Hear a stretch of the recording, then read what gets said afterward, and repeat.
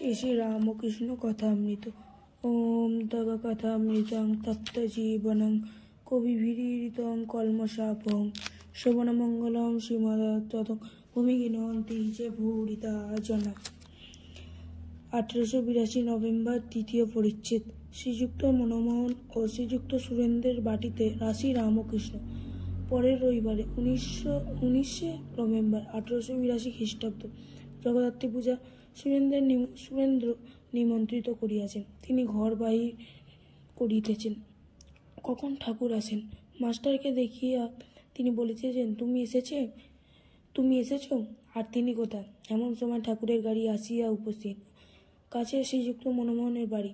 ঠাকুর প্রথমে সেখানে নামিলেন। সেখানে একটু বিশ্রাম করিয়া সুরেন্দ্রের বাড়িতে আসিবেন। মনমোহনের বৈঠকখানে ঠাকুর বলিতেছেন, যে অঙ্কিচন যে দিন, তার ভঙ্গি ঈশ্বরের প্রিয় জিনিস।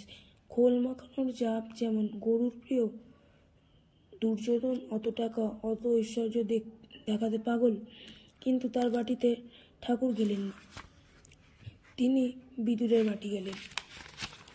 তিনি ভক্তবৎসের পাছে যেমন গাভী ধায়, সেই রূপ তিনি ভক্তের পাছে যান। ঠাকুর গান গাইতেছেন, যেন ভাব লাগি পরম যোগী যোগ করে যুগান্তরে হলে ভাবের উদয় লয়, সে যেমন লোহাকে চুম্বক ধরে। চৈতন্যদেব কৃষ্ণ নামে অশ্রু পড়ত।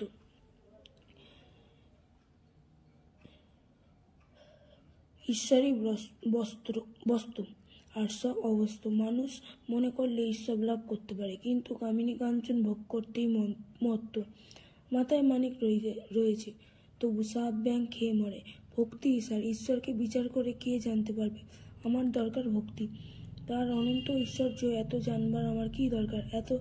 এক বোতল মদে যদি মাতাল হই, সুরির দোকানে কত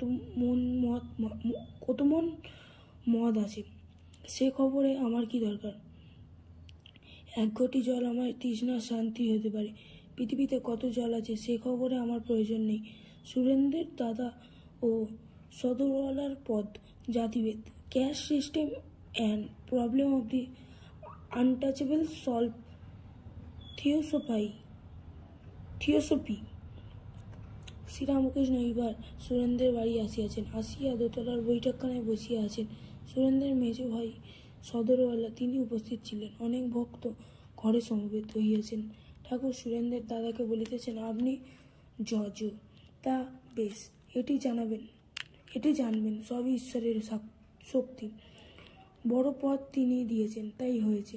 লোকে মনে করে আমরা বড়লোক। ছাদের জল সিংহের মুখওয়ালা নল দিয়ে পড়ে, মনে হয় সিংহটা মুখ দিয়ে জল বার করছে, কিন্তু দেখো কোথাকার জল।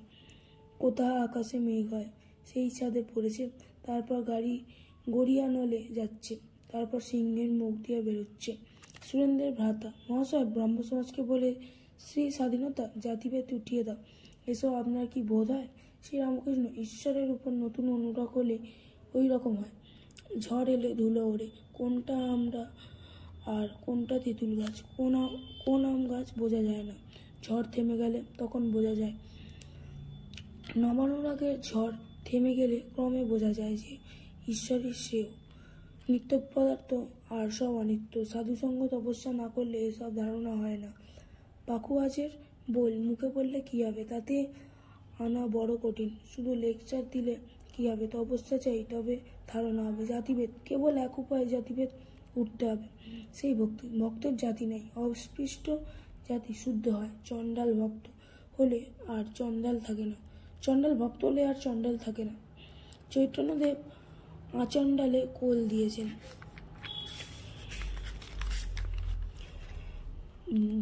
ব্রহ্মজ্ঞানীরা হরিনাম করে, খুব ভালো। ব্যাকুল হয়ে ডাকলে তার কৃপা হবে, ঈশ্বর লাভ হবে। সব পথ দিয়েই তাকে পাওয়া যায়।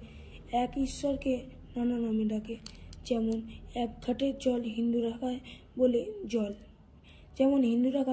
জল, আর এক ঘাটে খ্রিস্টানরা খায় বলে ওয়াটার, আর এক ঘাটে মুসলমানরা খায় বলে পানি। সুরেন্দ্রের ভাতা মহাশয়, থিওজফি কি রূপ বোধ?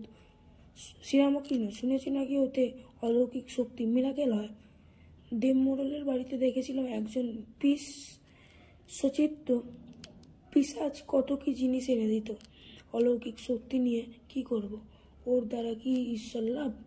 ঈশ্বর যদি না লাভ হলো তাহলে সকলেই মিথ্যা।